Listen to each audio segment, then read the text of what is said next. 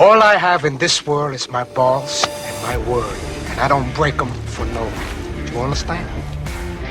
Rightio legends, Chaos Chronicles, and we're back with another video. And so over the last couple of weeks since I've been doing the Underbelly stuff, I've been getting asked a fair bit to do a video on Billy the Texan Longley. And so that's what we're going to do today. But before I get into it, if you guys haven't already subscribed, please jump down there, shoot me a subscription. Now's the time to subscribe. I've got so much stuff going on this page right now. So now's the time to subscribe. And if you hit that little bell icon, you'll never miss any of my clips again. It will give you a notification on whatever device you watch me on. Also have memberships available. And like I always say, they aren't for everybody. They are paid memberships.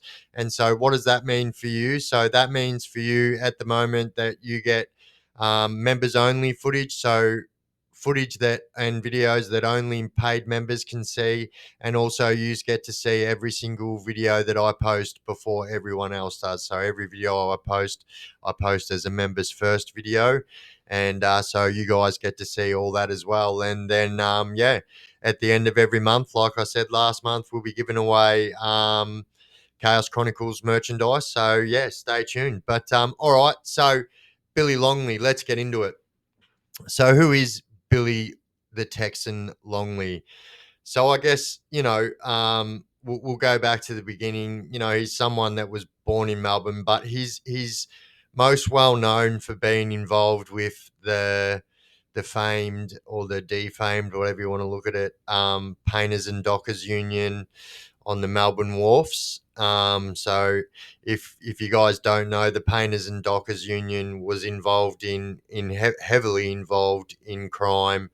Even though they were a union that operated looking after, painters and wharfies that worked on the docks, they got heavily involved in crime. And so yeah, he's most well known for that. But yeah, a lot of stuff on the way which we'll get into. So he actually he got into crime at the age of 12. It's widely believed that he got into crime at the age of 12 because he never ever owned a pair of shoes, and he got into crime to own a pair of shoes. And so I guess that's what started his life as a criminal at a very young age. And born in 1926 and being 12 years old, which means that's 1938. It's like Great Depression time, bad time to be growing up in Australia. And yeah, a lot of people turned to crime because it was just hard to live. There was no work, there was no nothing. But anyway, so he got into crime pretty early on in the piece. And so when he was about 19 or 20 years old, so he got involved with the famous Kangaroo Gang. So if you don't know about the Kangaroo Gang, they're the gang that traveled the world. They were a group of Aussies that traveled the world stealing from, designer stores, jewelry stores and stuff like that. And so he got offered work with them and was hanging around with them, but denied that work because he knew damn well that he would get much more work as a hired gun. And so that's exactly what he did. And so this is when he became involved with the Painters and Dockers Union. So it's also 70% of the workers that worked at the Painters and on the wharf were ex-prisoners from Pentridge Prison. So if you think about that right there, so 70% of them were ex-prisoners from Pentridge Prison. And I think that's absolutely bonkers. And yeah, so they definitely used to employ mostly criminals. And because, they used to do some crazy shit on the docks, a shipping container would come in on the ship and there would be people emptying out that shipping container before it was put on the truck to be taken away to wherever it was going. And, you know, they were involved in drugs and standover tactics and extortion and all types of stuff. The Painters and Dockers Union was pretty feared in the 60s, 70s and 80s as well. To understand the life and crimes of Billy Longley, we have to look back into the history of the Melbourne waterfront and how a union that started with the best of intentions to protect workers' rights and to guarantee employment ended up as a criminal gang. That union was the Federated Ship Painters and Dockers Union.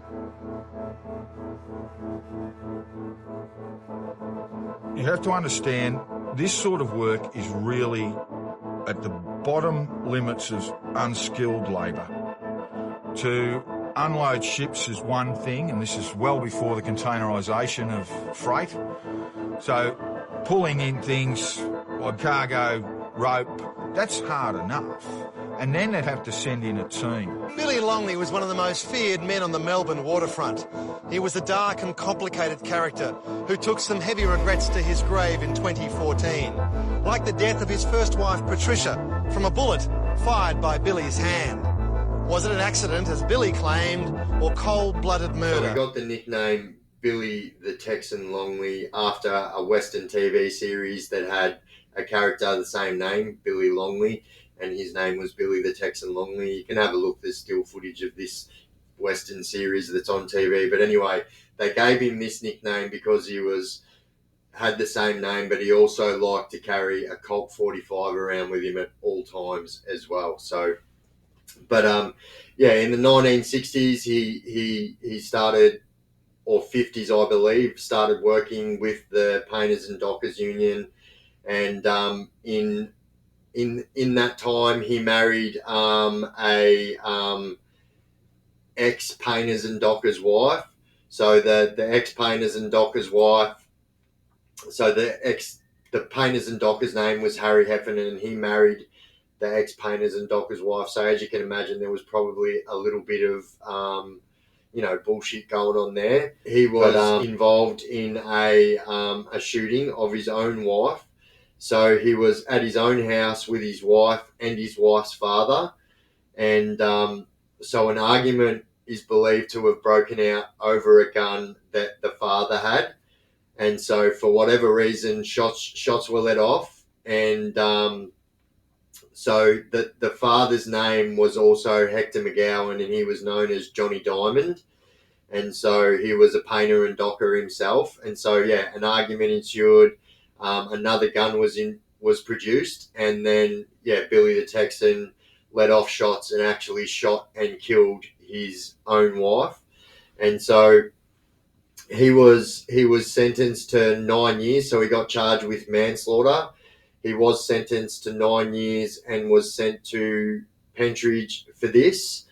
And obviously after his serving of the 9 years, as I told you before, a lot of the employees of the Painters and Dockers Union were all from Pentridge anyway. So obviously he was going to go straight back to the Painters and Dockers Union, which is exactly what he did.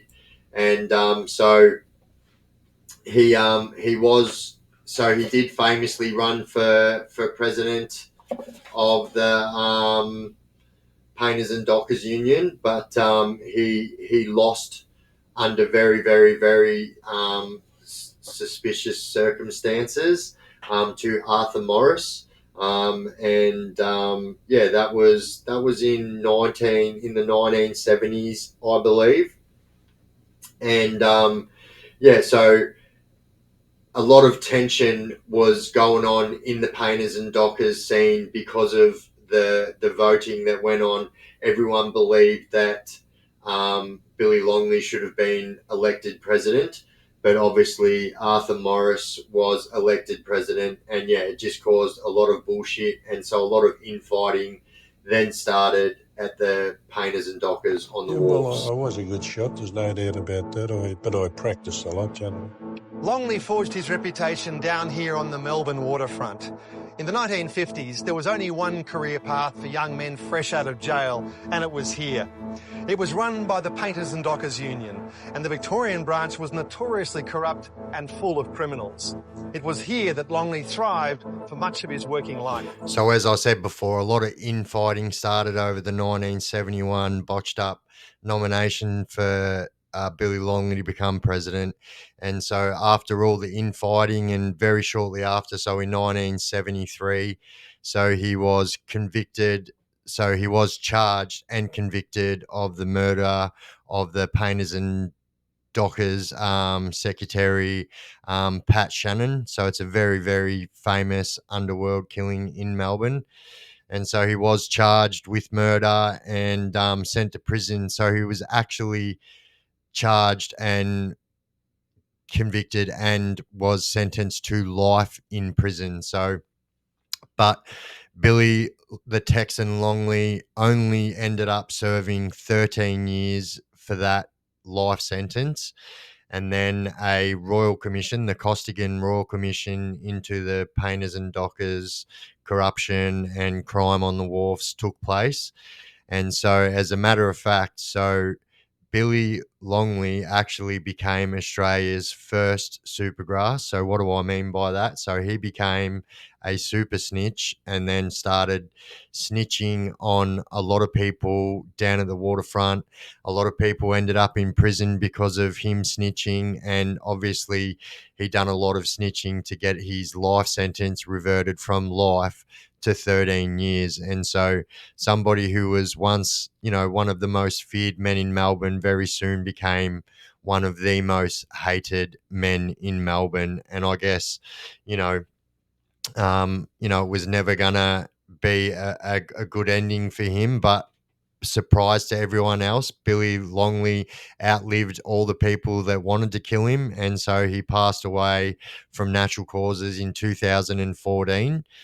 But it's very widely believed that Billy the Texan Longley was responsible for quite a few more murders than he got the finger pointed at him for, that's for sure. There were plenty of other deaths at Billy's hand over which he had no regrets. I interviewed Billy on several occasions in his later years, and it was always fascinating to separate the myth from the fact of this legendary underworld figure they called the Texan. How did you get known as the Texan? Well, there was a TV show called The Texan.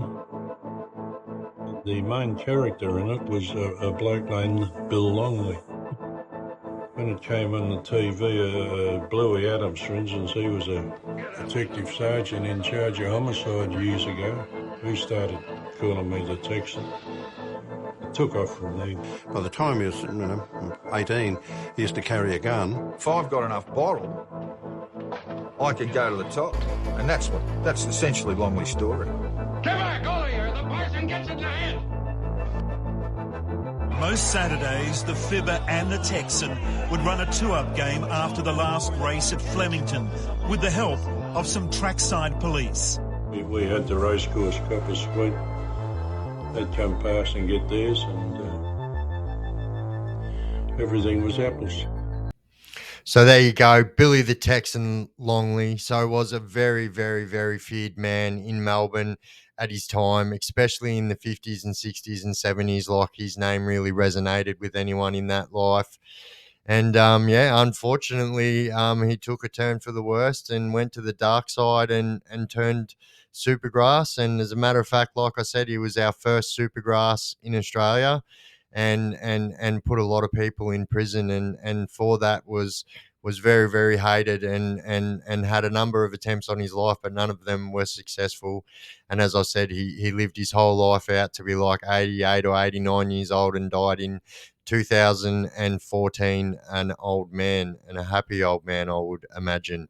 But there you go, guys. Billy the Texan Longley. If you got anyone else you'd like me to do a video on in this Underbelly's Most Feared, series, chuck it down there in the comment section of this video and I'll do my utmost best to get to it. And once again, if you haven't already subscribed, guys, trust me, now is the time to subscribe to the Chaos Chronicles. And if you hit that bell icon, you'll never miss any of my clips again.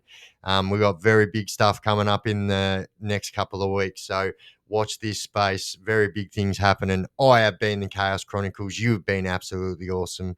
Don't do drugs and crime when you won't end up in prison. The Chaos